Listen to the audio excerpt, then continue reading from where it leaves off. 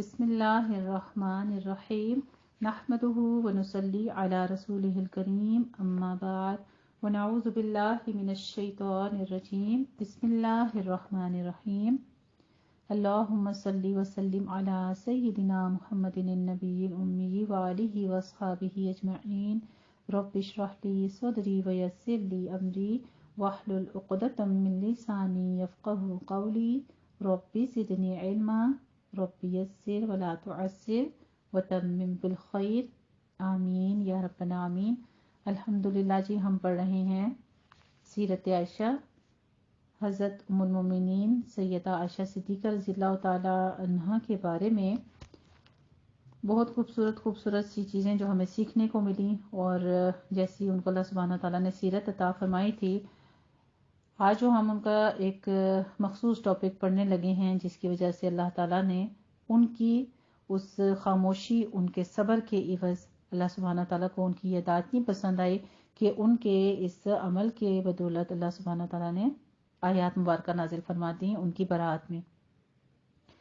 اور یہ آپ صلی اللہ علیہ وسلم کی خوش نصیب بیویوں میں سے وہ تھیں جن کے اوپر ایسے صبر اللہ تعالیٰ نے ڈالا، جن کے اوپر آزمائش آئی، اور اس آزمائش کے بدلے جو انہوں نے صبر کیا، اس کی عوض ان کے لیے برات کی آیات مبارکہ بھی نازل ہوئیں۔ الحمدللہ۔ آج ہم پڑھیں گے واقعہ افق کے بارے میں، منافقین کی ریشہ ودانیاں اور سازشیں۔ مدینہ میں آ کر مسلمان جہاں پر ان کو مصیبتوں کا سامنا کرنا پڑا، وہ مکہ سے بالکل مختلف تھیں۔ مدینہ میں منافقوں کا ایک گروہ پیدا ہو گیا تھا جو ہمیشہ اسلام کے خلاف سازشوں میں مصروف رہتا تھا۔ انسان کے لیے سب سے بڑی چیز آبرو ہوتی ہے، اور اس پر حملہ بڑے کمینہ دشمن کا کام ہے، لیکن یہاں اسلام کو جیسے مخلص، وفاشار اور محبت والے دوست ملے تھے، اسی قسم کے نفاق پرور، عداوت پیشہ اور غدار دشمن بھی ہاتھ آئے تھے۔ اس قسم کے غلط اور خلاف آبرو واقعات کی تشہیر اور باہمی خانہ جنگی کے اسباب کی فراہمی ان کا سب سے بڑا ہتھیار تھا۔ اگر توفیق الہی شامل نہ ہوتی تو ان کی خانہ برانداز کوششیں، یعنی اتنی تکلیف دہ کوششیں، پہلے ہی کئی بار صحابہ رضی اللہ تعالیٰ عنہم کے درمیان تفریق بلکہ خون ریزی میں کامیاب ہو چکی تھیں۔ ان کوششوں کی سب سے ذلیل مثال افق، یعنی حضرت عائشہ رضی اللہ تعالیٰ عنہما پر تہمت لگانے کا واقعہ ہے۔ معلوم ہوا ایک دفعہ کہ اس منافق گروہ کے سب سے بڑے دشمن حضرت ابوبکر اور حضرت عمر رضی اللہ تعالیٰ عنہما تھے۔ اس بنا پر حرم نبوت اور بارگاہ خلافت کی شہزادیوں حضرت عائشہ صدیقہ رضی اللہ تعالیٰ عنہا اور حضرت حفصہ رضی اللہ تعالیٰ عنہما کے بدنام کرنے میں ان کی ناکام کوششوں کا بڑا حصہ صرف ہوا، جن کی متعدد مثالیں اوپر گزر چکی ہیں اور کچھ آگے آئیں گی۔ غزوہ بنی مستلق میں منافقین کی کثرت اور شرارتیں۔ نجد کے قریب مریسی نامی بنی مستلق کا ایک چشمہ تھا۔ شعبان سن 5 ہجری میں مسلمان اسی چشمے کے پاس ان سے مارکا آرا ہوتے تھے۔ چونکہ یہ معلوم تھا کہ یہاں کوئی خونریز جنگ نہیں ہوگی، اس لیے منافقوں کی ایک بہت بڑی تعداد فوج میں شریک ہو گئی تھی۔ ابن مسعود جزمغازی جو ہیں، ان کی روایت ہے کہ اس سفر میں منافقین کی بہت بڑی تعداد شریک تھی جو کسی اور غزوہ میں نہیں ہوئی۔ حضرت عائشہ صدیقہ رضی اللہ تعالی عنہا کی ہم سفری اوپر گزر چکا ہے کہ حضرت صلی اللہ علیہ وآلہ وسلم جب کسی سفر میں جاتے تو ازواج مطہرات میں سے جن کے نام پر قرآن پڑتا وہ آپ صلی اللہ علیہ وسلم کے ساتھ شرف ممتاز ہوتی۔ اسی طریقے سے اس سفر میں حضرت عائشہ صدیقہ رضی اللہ تعالی عنہا ہم رکابی کی ساتھ شامل ہوئیں۔ چلتے وقت اپنی بہن اسما رضی اللہ تعالی عنہا کا ایک ہار عاریتاً پہننے کو مانگ لیا تھا، وہ ان کے گلے میں تھا۔ ہار کی لڑیاں اتنی کمزور تھیں کہ ٹوٹ جاتی تھیں۔ اس وقت حضرت عائشہ صدیقہ رضی اللہ تعالی عنہا کی عمر 14 برس کی تھی۔ یہ عورت کا وہ زمانہ ہے جس میں اس کے نزدیک معمولی سا زیور بھی وہ گراں قیمت سامان ہوتا ہے جس کے شوق میں ہر زحمت گوارا کر لی جا سکتی ہے۔ سفر میں حضرت عائشہ صدیقہ رضی اللہ تعالی عنہا اپنے محمل پر سوار ہوئیں۔ ساربان محمل اٹھا کر اونٹ پر رکھ دیتے اور چل کھڑے ہوتے تھے۔ اس وقت کمسینی اور اچھی غذا نہ ملنے کے باعث اس قدر دبلی پتلی تھیں کہ ہلکی پھلکی تھیں کہ محمل اٹھانے میں ساربانوں کو مستلق یعنی اتنا بھی نہ ہوا، ان کو پتہ ہی نہ چلا کہ اس میں کوئی سوار بھی ہے یا نہیں۔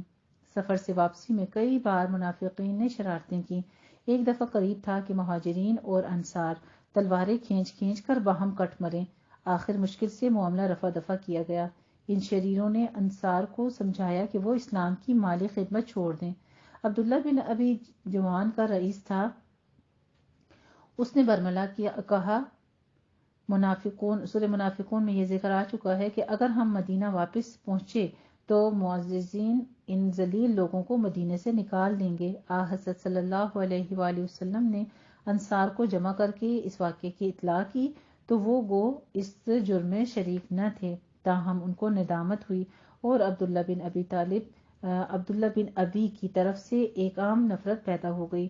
خود اس کے بیٹے نے جب یہ سنا تو باپ کے گھوڑے کی لگام پکڑ لی اور کہا، جب تک تم یہ اقرار نہ کر لو کہ ذلیل تم ہو اور معزز محمد صلی اللہ علیہ وآلہ وسلم ہیں، میں تم کو نہیں چھوڑوں گا۔ ابن سعد جز مغازی میں صحیح بخاری کی حدیث ہے اور اس کو سورہ منافقین کی تفسیر میں بھی بیان کیا گیا ہے۔ نسائی میں ہے کہ غزوہ تبوک کا واقعہ ہے، لیکن بخاری میں ہے حضرت جابر رضی اللہ تعالیٰ عنہ کی جو حدیث ہے کہ اس وقت مہاجرین انصار سے کم تھے، اس لیے اس کی تردید ہوتی ہے کہ ابن ابی حاتم اور تمام ارباب مغازی متفق ہیں کہ غزوہ مریسی میں یہ واقعات پیش آیا تھا۔ اسے فتح باری نے روایت کیا ہے۔ سفر میں ہار کا گم ہونا اور ہار کی تلاش میں تاخیر۔ ایک جگہ رات کو قافلے نے پڑاؤ کیا، پچھلے پہر وہ پھر روانگی کو تیار تھا۔ حضرت عائشہ صدیقہ رضی اللہ تعالیٰ عنہ قضائے حاجت کے لیے قافلے سے ذرا دور نکل کر باہر آڑ میں چلی گئیں۔ فارغ ہو کر جب لوٹیں تو اتفاق سے گلے پر ہاتھ پڑ گیا، دیکھا تو ہار نہ تھا، ایک تو کمسنی اور پھر مانگے کی چیز۔ گھبراؤ ایک قسم کا ہو گیا ان کے اوپر طاری، گھبرا کر وہیں ڈھونڈنے لگ پڑی۔ سفر کی ناتجربہ کاری کی بنا پر نہ کسی کو واقعے کی اطلاع دی اور نہ آدمیوں کو اپنے انتظار کا حکم دے کر گئیں۔ ساربان حسب دستور محمل کو اونٹ پر رکھ کر قافلے کے ساتھ روانہ ہو گئے۔ تھوڑی دیر کی تلاش میں ہار مل گیا۔ ادھر قافلہ چل چکا تھا، پڑاؤ پر آئیں تو یہاں سناٹا پھرا ہوا تھا، مجبوراً چادر اوڑھ کر وہیں پڑ رہی کہ جب لوگ محمل میں نہ پائیں گے تو خود لینے کے لیے واپس آ جائیں گے۔ صفوان بن معطل رضی اللہ تعالیٰ عنہ ایک صحابی تھے جو کہ ساقہ ریر گارڈ جو تھے، یعنی جو گارڈ کے طور پر وہاں کام کرتے تھے، یعنی چھوٹے چھوٹے سپاہیوں اور فوج کی گری پڑی چیزوں کے انتظام کے لیے لشکر کے پیچھے پیچھے رہتے تھے۔ صبح کو جب وہ پڑاؤ پر آئے تو دور سے وہاں پر نظر آیا ایک چیز، یعنی دیکھا کہ وہاں پہ کوئی لیٹا ہوا ہے، بیٹھا ہوا ہے۔ حکم ایجاب سے پہلے جو اسی سال نازل ہو چکا تھا، انہوں نے حضرت عائشہ صدیقہ رضی اللہ تعالیٰ عنہ کو دیکھا تھا، دیکھتے ہی پہچان لیا۔ پاس آ کر انہوں نے کہا، انا للہ۔ آواز سن کر حضرت عائشہ صدیقہ رضی اللہ تعالیٰ عنہ سوتے سے چونک پڑی۔ صفوان رضی اللہ تعالیٰ عنہ نے اپنا اونٹ بٹھا دیا اور ان کو سوار کر کے اگلی منزل کا راستہ لیا۔ قافلے نے دوپہر کے وقت پڑاؤ کیا ہی تھا کہ محمل سامنے نظر آیا۔ صفوان رضی اللہ تعالیٰ عنہ کے ہاتھ میں اونٹ کی مہار تھی اور حضرت عائشہ صدیقہ رضی اللہ تعالیٰ عنہ محمل پر سوار تھیں۔ یہ نہایت معمولی واقعہ تھا اور اکثر سفر میں پیش آ جاتا ہے۔ آج ریل کے زمانے میں اس قسم کے بہت سارے واقعات کثرت سے پیش آتے رہتے ہیں، لیکن اس وقت منافقین کی جو شرارت تھی اور جو تہمت بندی تھی، اس کے بارے میں فرماتے ہیں کہ ہندوؤں میں سیتا اور بنو اسرائیل میں حضرت مریم علیہ السلام پر جو کچھ گزری، اسلام میں اسی کا اعادہ ہوا، یعنی ایک دفعہ پھر تاریخ نے انہیں جو تکلیفیں گزری تھی ان کو دوبارہ دہرایا۔ عبداللہ بن ابی کہ جس کا زخم ابھی تازہ تھا، انہوں نے یہ مشہور کیا کہ نعوذ باللہ، اب وہ پاک دامن نہ رہیں، جا بجا اس چیز کو پھیلانا شروع کر دیا۔ نیک دل مسلمان نے اس کو آواز کو سنتے ہی کانوں پر ہاتھ رکھا، سبحان اللہ ھذا بہتان عظیم، کہ اللہ پاک ہے، یہ تو بہت بڑا بہتان ہے۔ یہ انشاءاللہ تعالی یہ واقعہ افق جو ہے ہم سورہ نور میں اس کی ڈیٹیل مزید تفسیر میں پڑھیں گے، لیکن یہاں پر مختصراً بیان کیا گیا ہے کہ حضرت ابو ایوب رضی اللہ تعالیٰ عنہ نے اپنی بیوی سے کہا، ام ایوب، اگر تم سے یہ کوئی کہتا کہ کیا تم ایسی ہو تو کیا تم مان لیتی؟ بولی استغفر اللہ، کسی شریف کا بھی یہ کردار ہے؟ حضرت ابو ایوب رضی اللہ تعالیٰ عنہ نے کہا تو عائشہ رضی اللہ تعالیٰ عنہ تم سے کہیں زیادہ شریف ہیں، کیا ان سے ایسا ہو سکتا ہے؟ صفوان حسان رضی اللہ تعالیٰ عنہما اور دیگر شرکائے افق کے بارے میں فرماتے ہیں عبداللہ بن ابی کے علاوہ مدینہ میں 3 اور آدمی بھی اس سازش میں مبتلا ہو گئے، حسان بن ثابت اور ہمنا ہے میرا خیال سے، ہاں جی، حمزہ بن حبش اور مستہ بن اساسہ، حالانکہ ان میں سے 2 اول ذکر اس سفر میں شریک تک نہ تھے۔ حضرت حسان رضی اللہ تعالیٰ عنہ کو معاذ اللہ واقعے کی صحت سے بحث نہ تھی، ان کو صفوان رضی اللہ تعالیٰ عنہ کی بدنامی پر مسرت تھی، ان کو ملال تھا کہ بیرونی لوگ ہمارے گھر آ کر ہم سے زیادہ معزز کیوں بن گئے، چنانچہ ایک قصیدے میں انہوں نے اس کا ماتم بھی کیا۔ ابن حشام ذکر افق دیوان حسان میں آتا ہے، امسل جلا بیب قد ازوا وقد کسروا ابن الفریع امسا بیدت البلد، اس قدر معزز ہو گئے اور اتنے بڑھ گئے اور فریع کا بیٹا حسان اتنا ذلیل ہو گیا۔ حضرت حمنہ رضی اللہ تعالیٰ عنہما ام المومنین زینب بنت حبش رضی اللہ تعالیٰ عنہ کی بہن تھیں، وہ سمجھی کہ اس طرح عائشہ رضی اللہ تعالیٰ عنہ کو زد کیا کر دیں گی کہ ان کو زد دے کر اپنی بہن کو بڑھنے کا موقع دلائیں۔ اسے صحیح بخاری اور مسلم کی حدیث شریف نے واقع افق میں بیان کیا ہے۔ حضرت مستہ رضی اللہ تعالیٰ عنہ نے البتہ تعجب سے یہ بات کہی کہ اول تو حضرت ابوبکر صدیق رضی اللہ تعالیٰ عنہ ان کے عزیز تھے، پھر انہی کا ایک دست فیض ان کی قوت کا سامان تھا۔ دنیا میں عزت سے زیادہ کوئی چیز نہیں ہوتی، اتنی نازک چیز جو عزت ہے اس سے بڑھ کے اور کیا چیز ہوگی؟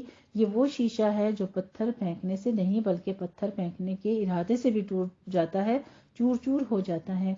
غلط فہمی بھی اس بات پر ہو جاتی ہے کہ انسان کی آبرو اور نیک آدمی کی نسبت کوئی شریک اگر بیٹھا ہے تو وہ یا شرم سے پانی یا غصے سے آگ بگولا ہو جاتا ہے۔ اب تک ناصرہ اسلام کی مریم ان واقعات سے بے خبر تھیں۔ اتفاقاً ایک شب مستہ رضی اللہ تعالیٰ عنہ کی ماں کے ساتھ قضائے حاجت کو آبادی سے باہر جا رہی تھی کہ مستہ رضی اللہ تعالیٰ عنہ کی ماں کو کسی چیز سے ٹھوکر لگی، انہوں نے اپنے بیٹے کو بد دعا دی۔ حضرت عائشہ صدیقہ رضی اللہ تعالیٰ عنہ نے ٹوکا کہ ہائے تم ایک صحابی کو گالی دیتی ہو۔ مستہ رضی اللہ تعالیٰ عنہ کی ماں نے واقعہ بیان کیا، سننے کے ساتھ ہی ان کے پاؤں کے تلے سے زمین نکل گئی، یعنی بچپنا تھا ان کی، 14 سال عمر، اب کیا چیز ہے، وہ تو اپنا ہار ڈھونڈا، وہیں پہ سو گئیں اور پھر اٹھ کے چل پڑیں، اب وہاں آئیں قافلے سے مل گئیں تو ان کا ان تمام باتوں کی طرف جو اندر اندر ہو رہی تھیں، قیاس آرائیاں کر رہے تھے لوگ اپنی طرف سے، بدگمانیاں کر رہے تھے، ان تمام باتوں سے بالکل لا علم تھیں۔ اب کہتی ہیں کہ بدحواسی میں اپنی ضرورت بھول گئی اور یوں ہی لوٹ آئی، تاہم ان کو اتنی بڑی بات کا یقین نہیں آیا، سیدھی میکے آئیں۔ ماں سے پوچھا تو انہوں نے تسکین کی۔ اتنے میں ایک انصاریہ آ گئی، اس نے پوری داستان دہرائی۔ اب شک کا کیا واقعہ تھا، کیا موقع باقی رہتا تھا، سنتے ہی غش کھا کر گر پڑی۔ والدین نے سنبھالا اور سمجھا بجھا کر گھر رخصت کیا۔ یہاں پہنچ کر شدت کا بخار اور لرزہ آیا، یعنی اتنا بڑا بہتان سننے کے بعد جو ان کی حالت ہوئی وہ قابل برداشت نہ تھی، لیکن ایک خاموشی دیکھیے کہ کس قدر خاموشی اختیار کر کے صرف اپنے اندر ہی اندر سہتی رہیں اور بخار کی شدت اور لرزہ آ گیا۔ اس حالت میں انسان کو طرح طرح کا خیال آتا ہے اور ذرا ذرا سی بات سے بدگمان ہوتا ہے۔ حضرت صلی اللہ علیہ وآلہ وسلم باہر سے تشریف لاتے اور کھڑے کھڑے پوچھ لیتے کہ اب ان کا کیا حال ہے۔ حضرت عائشہ صدیقہ رضی اللہ تعالیٰ عنہ کو خیال ہوا کہ بیماری میں اگلا سا اتفاق میرے حال پر نہیں۔ اس بنا پر اجازت لے کر وہ پھر میکے چلی آئیں۔ دن رات آنکھوں سے آنسو جاری رہتے۔ کہتی ہیں کہ نہ آنسو تھمتا تھا اور نہ آنکھوں میں نیند کا سرما لگتا تھا۔ باپ لطف و محبت سے سمجھاتے تھے کہ روتے روتے تمہارا کلیجہ نہ پھٹ جائے۔ ماں دلاسا دیتی تھی کہ بیٹی، جو بیوی اپنے شوہر کی چہیتی ہوتی ہے اس کو اس قسم کی صدمے اٹھانے ہی پڑتے ہیں۔ ایک بار غیرت سے ارادہ کیا کہ کنویں میں گر کر جان دے دیں۔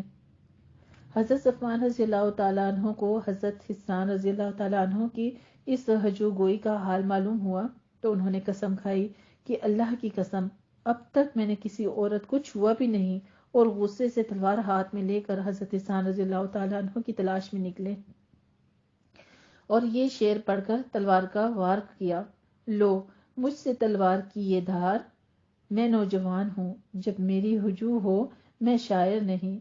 وہ پکڑ کر بارگاہ نبوی میں حاضر کیے گئے۔ حضرت صلی اللہ علیہ وآلہ وسلم نے ان کی تقصیر معاف کرائی اور اس کے معاوضے میں حضرت حسان رضی اللہ تعالیٰ عنہ کو جائیداد عنایت فرمائی۔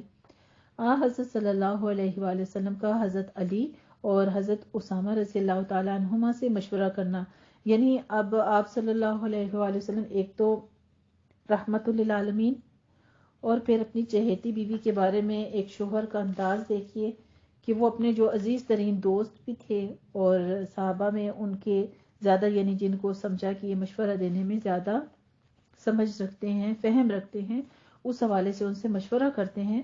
گوا ام المومنین کی بے گناہی مسلم تھی، تاہم شریروں کے منہ بند کرنے کے لیے تحقیق ضروری تھی۔ آپ صلی اللہ علیہ وآلہ وسلم نے حضرت علی اور حضرت اسامہ رضی اللہ تعالیٰ عنہما سے مشورہ طلب کیا۔ حضرت اسامہ رضی اللہ تعالیٰ عنہ نے تسکین دی اور حضرت عائشہ رضی اللہ تعالیٰ عنہ کی برات کی۔ حضرت علی رضی اللہ تعالیٰ عنہ نے کہا: دنیا میں عورتوں کی کمی نہیں، یعنی اگر لوگوں کے کہنے کی پرواہ ہو تو طلاق دے دیجیے اور خادمہ سے پوچھ لیجیے، وہ سچ سچ بتا دیں گی۔ لونڈی حضرت بریرہ رضی اللہ تعالیٰ عنہ کی شہادت اور بنو امیہ کی حضرت علی رضی اللہ تعالیٰ عنہ پر الزام کی تردید۔ لونڈی سے کنایتاً پوچھا گیا تو واقعہ اتنا مستعبد تھا کہ سمجھ بھی نہیں سکی۔ وہ عام خانہ داری کے متعلق ان کی حالت کا استفسار سمجھتی تھی۔ بولی کہ اور تو کوئی برائی نہیں، ہاں بچپن ہے، سوتی ہیں تو بکری آٹا کھا جاتی ہے۔ آخر صاف لفظوں میں اس سے سوال کیا گیا۔ اس نے کہا: سبحان اللہ، اللہ کی قسم، جس طرح سنار کھڑے سونے کو پہچانتا ہے، یعنی کہ یہ سونا ہے یا چاندی ہے یا پیتل ہے، جس طرح سنار پہچان جاتا ہے، اسی طرح میں ان کو جانتی ہوں۔ بعض روایتوں میں ہے کہ حضرت علی رضی اللہ تعالیٰ عنہ نے اس کو مارا بھی۔ حضرت علی رضی اللہ تعالیٰ عنہ کے اس تشدد سے لوگوں نے سمجھا کہ حضرت عائشہ صدیقہ رضی اللہ تعالیٰ عنہ کو اس سے آزردگی ہو گئی ہے۔ بنو امیہ نے اپنی حکومت کے سامنے اس زمانے میں حضرت علی رضی اللہ تعالیٰ عنہ پر جو الزامات قائم کیے تھے ان میں ایک یہ بھی تھا، لیکن امام زہری نے عین وقت پر نہایت بہادری سے اس کی تردید کی۔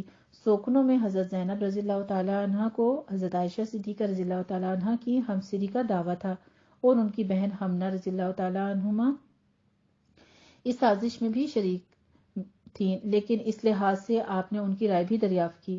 انہوں نے کان پر ہاتھ رکھ کر کہا: عائشہ رضی اللہ تعالیٰ عنہ میں بھلائی کے سوا اور کچھ میں نہیں جانتی۔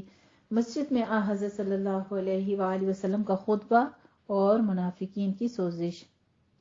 اس کے بعد آپ صلی اللہ علیہ وآلہ وسلم نے مسجد میں تمام صحابہ رضی اللہ تعالیٰ عنہم کو جمع کر کے ایک مختصر تقریر میں حرم نبوت کی پاکی اور طہارت اور عبداللہ بن ابی کی خباثت کا تذکرہ کیا۔ یعنی آپ نے وہاں صحابہ کرام کو اکٹھا کیا اور آپ نے اس کی خباثت کے بارے میں ذکر کیا، کیونکہ اس کی تاج پوشی ہو چکی تھی۔ اب وہ وہاں پہ بادشاہی کی اپنی قائم کرنے کا سوچ رہا تھا۔ اسی سن میں، اسی ماہ میں اور انہی دنوں میں آپ صلی اللہ علیہ وسلم مدینہ تشریف لائے تو سب لوگ عبداللہ بن ابی کو چھوڑ کے، جو کہ منافقین کا سردار تھا، اس کو چھوڑ کر آپ صلی اللہ علیہ وسلم کی پیروی شروع کر دی، آپ پر ایمان لے آئے۔ تو اس لیے وہ آپ کی اس حد تک مخالفت پر آ گیا تھا کہ اس کی خباثت کا یہاں تذکرہ فرما دیا۔ آپ صلی اللہ علیہ وآلہ وسلم نے فرمایا: مسلمانوں، اس شریر کو میری طرف سے کون سزا دے گا جس کی نسبت مجھے معلوم ہوا کہ اہل بیت پر عیب لگاتا ہے؟ قبیلہ اوس کے رئیس حضرت سعد بن معاذ رضی اللہ تعالیٰ عنہ نے اٹھ کر کہا: میں یا رسول اللہ صلی اللہ علیہ وآلہ وسلم، اگر وہ ہمارے قبیلے کا آدمی ہے تو ابھی اس کا سر اڑا دیں گے، اور اگر ہمارے بھائی خزرج میں سے ہے تو آپ حکم دیجئے، ہم تعمیل ارشاد کو تیار ہیں۔ اوس اور خزرج کی باہمی عداوت اور مارکہ آرائی پشت در پشت سے چلی آتی تھی۔ اسلام نے آ کر اس فتنے کو دبا دیا تھا، لیکن وہ آگ ابھی تک راکھ کے نیچے دبی تھی، ہلکے سے جھونکے سے بھی وہ بھڑک اٹھتی تھی۔ خزرج کے رئیس سعد بن عبادہ رضی اللہ تعالیٰ عنہ کو یہ برا معلوم ہوا کہ وہ اپنے قبیلے کی نسبت جو چاہتے کہہ سکتے تھے، لیکن ان کو دوسرے کے قبیلے کے معاملے میں دخل دینے کا حق کیا تھا؟ وہ اپنے قبیلے کی نسبت حضور صلی اللہ علیہ وآلہ وسلم کی خدمت میں خود عرض کرتے اور اتفاق یہ کہ شریر اسی قبیلے سے تعلق رکھتے تھے اور ابھی حسان رضی اللہ تعالی عنہ کا واقعہ گزر چکا تھا، اس لیے انہوں نے سعد بن معاذ رضی اللہ تعالی عنہ کو خطاب کر کے کہا، تم قتل نہیں کر سکتے، تم میں یہ قدرت نہیں۔ اب معاذ رضی اللہ تعالی عنہ کے چچا زاد بھائی اسید بن حفیر رضی اللہ تعالی عنہ نے برابر سے ٹوکا کہ سعد رضی اللہ تعالی عنہ، یہ کیا منافقانہ پن ہے، منافقوں کی طرفداری کرتے ہو؟ معاملے نے طول پکڑا اور قریب تھا کہ دونوں قبیلے تلواریں سونت کر سامنے آ جاتے کہ حضرت صلی اللہ علیہ وآلہ وسلم نے دونوں کو چپ کروا دیا اور بات آگے پیچھے ہو گئی۔ حضرت عائشہ صدیقہ رضی اللہ تعالی عنہ کی حالت، حضرت صلی اللہ علیہ وآلہ وسلم کا سوال اور ان کا جواب۔ یہاں سے اٹھ کر حضرت صلی اللہ علیہ وآلہ وسلم حضرت عائشہ صدیقہ رضی اللہ تعالی عنہ کے پاس تشریف لے گئے۔ وہ بستر پر علالت پر پڑی تھیں، آنکھیں آنسوؤں سے پرنم تھی۔ والدین دائیں بائیں تیمارداری میں مصروف تھے۔ آپ قریب جا کر بیٹھ گئے اور حضرت عائشہ صدیقہ رضی اللہ تعالی عنہ سے خطاب کر کے فرمایا، عائشہ، اگر تم مجرم ہو تو توبہ کر لو، اللہ قبول کر لے گا، ورنہ اللہ خود تمہاری طہارت اور پاکی کی گواہی دے گا۔ حضرت عائشہ صدیقہ رضی اللہ تعالی عنہ نے والدین کو اشارہ کیا کہ حضرت صلی اللہ علیہ وآلہ وسلم کو جواب دیں، لیکن ان سے کچھ کہنے نہ بنا۔ یہ دیکھ کر حضرت عائشہ صدیقہ رضی اللہ تعالی عنہ بیان کرتی ہیں کہ میرے آنسو دفعتاً خشک ہو گئے، ایک قطرہ بھی آنکھوں میں نہ تھا۔ دل نے اپنی برات کی یقین کی بنا پر اطمینان محسوس کیا۔ پھر خود جواب میں اس طرح ہوئی، اگر میں اقرار کر لوں، حالانکہ اللہ خوب جانتا ہے کہ میں بالکل بے گناہ ہوں، تو اس الزام کے صحیح ہونے میں کسی کو شک رہ جائے گا۔ اگر انکار کروں تو لوگ کب باور کریں گے، یعنی کون میرا یقین کرے گا؟ میرا حال اس وقت یوسف علیہ السلام کے باپ کا سا ہے، کہتی ہیں کہ سوچنے پر بھی حضرت یعقوب علیہ السلام کا نام یاد نہ آیا، جنہوں نے کہا تھا فصبر جمیل۔ دیکھیے، یہ تھا صبر ان کا۔ جہاں پہ ہم صبر کر لیتے ہیں تو اللہ تعالیٰ خود بخود ہی اپنے فرشتے بھیج دیتے ہیں، اور اس صبر کا صلہ کیا ہوا؟ اس سازش سے منافقین کے مقاصد کیا تھے؟ منافقوں نے اس فتنہ انگیزی سے مندرجہ ذیل مقاصد پیش نظر رکھے تھے۔ نمبر 1 تو یہ کہ نعوذ باللہ پیغمبر اور صلی اللہ علیہ وآلہ وسلم اور صدیق اکبر کے نام کی اہانت اور بدنامی کی جائے۔ دوسرا یہ کہ خاندان نبوی میں تفریق کی جائے، اور تیسری بات ان کا مقصد یہ تھا کہ اسلام کے برادرانہ اتحاد اور اجتماعی قوت میں رخنہ ڈالا جائے۔ یہ سب مقاصد ایک ایک کر کے حاصل ہو چکے تھے۔ نزول برات جب حضرت عائشہ صدیقہ نے اتنا بے انتہا صبر کیا اور آپ صلی اللہ علیہ وآلہ وسلم کو کسی بات کا انکار کرنے کی بجائے اللہ کے سپرد کر دیا اپنا تمام معاملہ، تو اللہ سبحانہ وتعالیٰ نے ان کی برات پر آیات مبارکہ نازل فرما دی۔ اب وہ وقت تھا کہ عالم غیب کی زبان گویا ہو، بالآخر وہ گویا ہوئی۔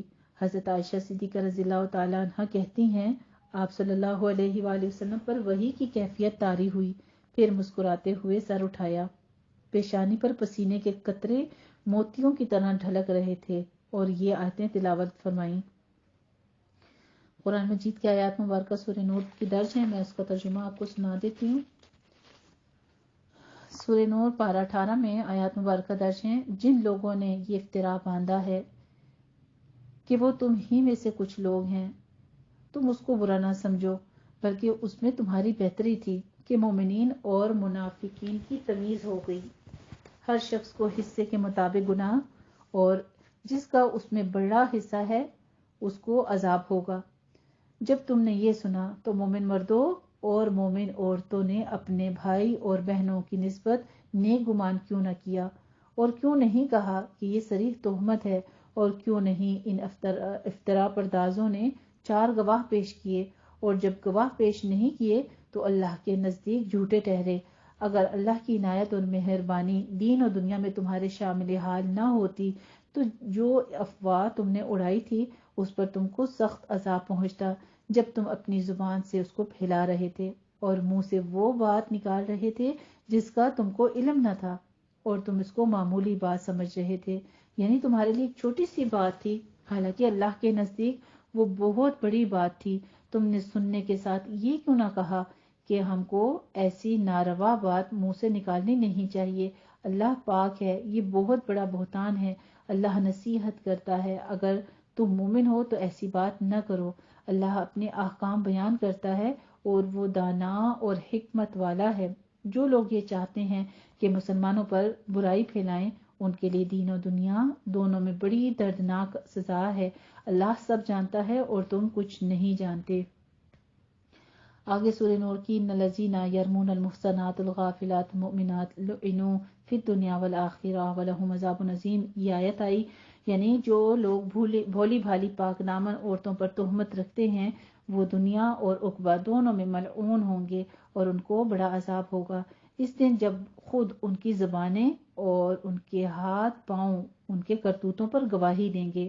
ماں نے کہا، لو بیٹی اٹھو اور شوہر کی قدم لو۔ یعنی جیسے یہ آیات مبارکہ جو تھیں برات کی نازل ہو گئیں، آپ صلی اللہ علیہ وسلم نے تلاوت فرمائی، تو اب ماں ہیں، امی عائشہ کی والدہ جو تھیں، بیٹی کو کہتی ہیں کہ اٹھو اور اپنے شوہر کے قدم لو۔ حضرت عائشہ صدیقہ رضی اللہ تعالی عنہا نے نسوانی اور ناز نخرہ کے ساتھ جواب دیا، میں صرف اپنے اللہ کی شکر گزار ہوں، کسی اور کی ممنون نہیں۔ یعنی محبت کا تقاضا تھا، تھوڑی عطائیں دکھائیں، ان کو ناز دکھاتے ہوئے کہتی ہیں کہ میں صرف اللہ کی شکر گزار رہوں گی اور کسی کی ممنون نہیں۔ اس کے بعد قانون ازالہ حیثیت کے مطابق 3 مجرموں کو 80 کوڑے کی سزا دی گئی۔ یہ تمام مسلسل واقعہ صحیح بخاری اور مسلم کتاب التوبہ میں مفصل مذکور ہے۔ امام بخاری نے بتفصیل اختصار متعدد مقامات میں ان روایات کو درج کیا ہے۔ کتاب الشہادات، کتاب الجہاد، تفسیر سورہ نور، غزوی نبی مصطلق میں خصوصیت کے ساتھ تفصیل ہے۔ زائد باتیں جو حدیث مبارکہ کی دوسری کتابوں میں مروی ہیں، فتح الباری جلد 8 میں تفسیر نور سے لی ہیں، اور اختلافات اور روایت کے مطابق جو ہے واقعات کی ترتیب اور مطالب اور معنی کی تصحیح میں حافظ ابن حجر کی تقلید ہے۔ جب حسان رضی اللہ تعالیٰ عنہ نے اپنے جرم کے کفارے میں حضرت عائشہ صدیقہ رضی اللہ تعالیٰ عنہ کی منقبت میں چند شعر کہے، جو ابن اسحاق کی روایت ہے، اس کی سیرت میں منقول ہے۔ بخاری میں اس قدر ہے کہ حضرت حسان رضی اللہ تعالیٰ عنہ نے اپنے چند شعر حضرت عائشہ صدیقہ رضی اللہ تعالیٰ عنہ کو سنائے، جن میں سے ایک یہ تھا۔ عربی میں اس کی آپ کو اردو بتا دیتی ہوں۔ پاک دامن ہے، باوقار ہے، مشتبہ نہیں، بھولی بالی عورتوں کے بدن کا گوشت نہیں کھاتی۔ حضرت عائشہ صدیقہ رضی اللہ تعالیٰ عنہ نے یہ شعر سن کر کہا کہ یہ سچ ہے، مگر تم ایسے نہیں ہو۔ یہ اشارہ ان کے واقعات تہمت جو لگا تھا اس میں شرکت کی طرف تھا۔ آگے سر ولیم میور کا بیان ہے، جو کہ ایک رائٹر ہیں، ان کا بیان بھی تھوڑا سا درج کیا گیا ہے کہ انہوں نے لائف آف محمد میں واقع افق کے بیان میں عجیب و غریب تاریخی اور ادبی غلطیاں کی ہیں، جو کہ بنی مصطلق سے بھی تھیں، اور اگرچہ صفوان رضی اللہ تعالیٰ عنہما نے بڑی جلد کی تاہم فوج کو نہ پا سکے۔ بس لوگوں کے اترنے اور خیمہ نصب کرنے کے بعد عائشہ صدیقہ رضی اللہ تعالیٰ عنہ صفوان رضی اللہ تعالیٰ عنہ کی راہبری میں منظر عام کے سامنے داخل شہر ہوئیں۔ یہ دونوں بیان حدیث اور سیر کی کتابوں میں خلاف ہیں۔ یعنی اس قسم کے مختلف سے کچھ عنوانات ہیں جس میں ان کا اختلاف بھی ہے اور ان کی تصحیح بھی کی گئی ہے۔ اسی جو آیات مبارکہ اور یہ واقعہ جو گزرا تھا، جس کی وجہ سے قافلہ مزید رکنا پڑ گیا اور وہاں پہ پانی کا اور چیزوں کا اہتمام جو تھا وہ کم پڑ گیا، اور کافی ساری ایسی چیزیں تھیں جس کی وجہ سے پانی کی، یعنی کھانے پینے کے اہتمام زیادہ ہونے کی وجہ سے پانی کی کمی پڑ گئی، تو آیات تیمم ان کا حکم بھی نزول ہوا تھا اسی واقعہ کے دوران۔ ایک اور سفر میں حضرت عائشہ صدیقہ رضی اللہ تعالیٰ عنہ ساتھ تھیں، وہیں ہار گلے میں تھا۔ قافلہ واپس ہو کر مقام ذات الحبیش میں پہنچا تو وہ ٹوٹ کر گر پڑا۔ گزشتہ واقعے سے ان کو تنبیہ ہو گئی تھی۔ فوراً حضرت صلی اللہ علیہ وآلہ وسلم کو مطلع کیا۔ صبح قریب تھی، آپ نے پڑاؤ ڈال دیا اور ایک آدمی اس کو ڈھونڈنے کو دوڑا دیا۔ اتفاق یہ کہ جہاں فوج نے منزل کی تھی وہاں پانی مطلق نہ تھا، یعنی وہاں پہ پانی موجود نہ تھا۔ نماز کا وقت آ گیا، لوگ گھبرائے ہوئے حضرت ابوبکر صدیق رضی اللہ تعالیٰ عنہ کے پاس پہنچے کہ عائشہ رضی اللہ تعالیٰ عنہا نے فوج کو کس مصیبت میں ڈال رکھا ہے۔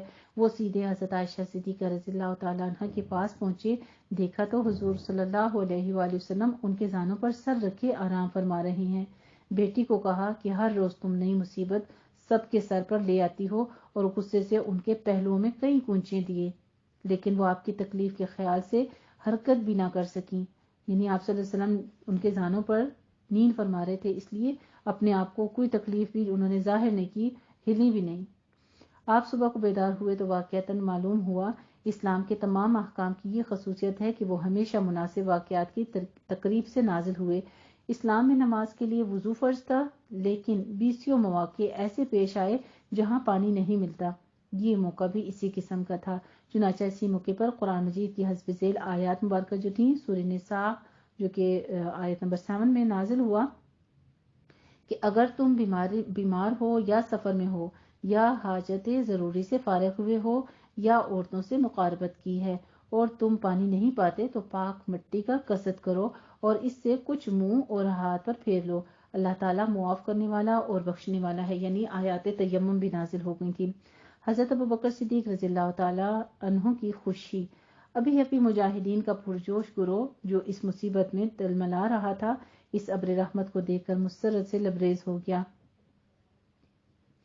اسلام کے فرزند اپنی ماں کی دعائیں دینے لگے۔ حضرت اسید بن حفیر رضی اللہ تعالیٰ عنہ ایک بڑے پایا کے صحابی تھے، جوش و مسرت میں بول اٹھے، اے صدیق رضی اللہ تعالیٰ عنہ کے گھر والوں، اسلام میں یہ تمہاری پہلی برکت نہیں۔ یہ تمام واقعہ مفصل صحیح بخاری میں بھی ہے اور کتاب تیمم میں اس کو مذکور کیا گیا ہے۔ صدیق اکبر رضی اللہ تعالیٰ عنہ جو ابھی لخت جگر کی تعذیب کے لیے برقرار تھے، فخر کے ساتھ صاحبزادی کو خطاب کر کے فرمایا، جان پدر، مجھے معلوم نہ تھا، یعنی باپ اتنی بڑی تکلیف سے گزر کے، جیسے ہی کتنی خوشی کا مقام ہے باپ کے لیے کہ ان کی بیٹی کی وجہ سے صرف نہ ہی اللہ سبحانہ تعالیٰ نے نہ ان کی برات کی صرف، بلکہ اس کے ساتھ ساتھ ایک اور مسلمانوں کے لیے اتنی بڑی سہولت کی آیات مبارکہ نازل کی، جو کہ بہت بڑا مسئلہ درپیش تھا مسلمانوں کو۔ بہت فخر سے آ کے کہتے ہیں، جان پدر، یعنی باپ کی جان، مجھے معلوم نہ تھا کہ تو اس قدر مبارک ہے۔